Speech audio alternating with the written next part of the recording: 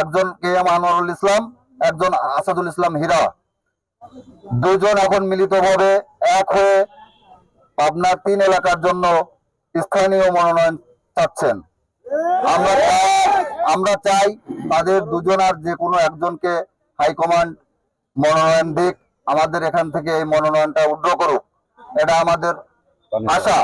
পাবনা 3-এর মাটির থেকে আমরা যে কোনো একজনকে প্রার্থী হিসেবে দেখতে চাই। আমরা অন্য জায়গা থেকে আমরা কোনো প্রার্থী মানি না, মানব না, তাতে আপনারা কি বলেন?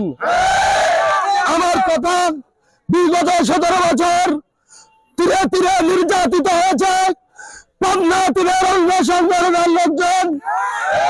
পাবনা 3-এর বলিষ্ঠ নেতা KM আনোয়ার ইসলাম এবং হীরা ভাই তার সাথে অনেকেই করেছেন।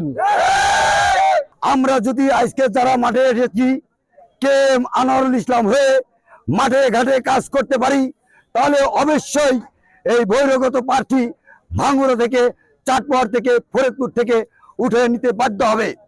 তাই আমরা এখানে শপথ বাক্য করতে চাই, আমরা সবাই যার যার মতো আনোয়ার এবং হীরা হয়ে কাজ করব।